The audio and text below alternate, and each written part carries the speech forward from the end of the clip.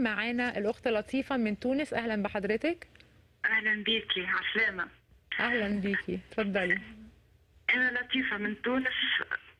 خلصت عرفت الرب يسوع المسيح انا واختي عنا 6 سنين تو. هللويا هللويا. هللويا. هللويا. مازال عندي نبيل ومحمد اخواتي الاولاد، نبيل يعيش في نيويورك ومحمد في باريس، مازالوا ما امنوش. هصلي من أجلهم. اي امين يا رب. أمين أمين. امين. انا ربي تعامل معايا، عمل لي برشا معجزات في حياتي وشفت نوره. شفت نوره مباشر. انا ربي كي طلبته شفته مباشر. هللويا. توجت عليه هللويا. ولقيته. هللويا امين يا رب. أكثر. وصارت لي عندي قريب الشهر صارت لي معجزة من عند ربي.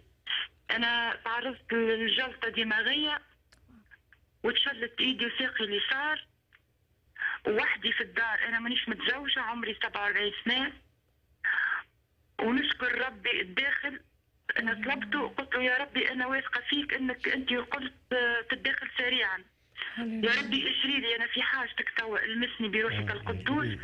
وفي الليل قمت ومشيت وحدي مجدا. وإيدي وساقي رجعوا لاباس. توا هللويا. لاباس أنا. هللويا هللويا. امين. أخت لطيفة، أنت تعرفتي على الرب من خلال قناة الكرمة؟ أنا وعندنا شكون أخ ما عنده شوية ضغوطات من عنده أرواح شريرة اسمه رضا. حاضر. طالبة الصلاة لي زاد. عايشكم ربي يبارككم. ربنا يباركك. ربي يبارك القناة وكل من يعمل فيها من قريب ومن بعيد. امين امين امين يا اخت لطيفه، وشكرا جدا جدا على مكالمتك. وهنصلي من اجل اخوكي محمد واخوكي نبيل والاخ نزار. الاسيس عصام عايز يسالك سؤال، خليكي معانا على الخط. أخت لطيفة، أنت تعرفتي على الرب من خلال قناة الكرمة؟ أنا تعرفت على الرب، أنا كنت مسلمة وعديت مدة طويلة ما ريتش راحة، ما ريت حد شيء.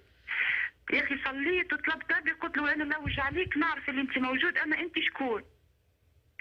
يا أخي ربي دق علي الباب 3 مرات في ليلتها. أنا دخلت ظهر لها. ظهر لها 9 مرات. أي.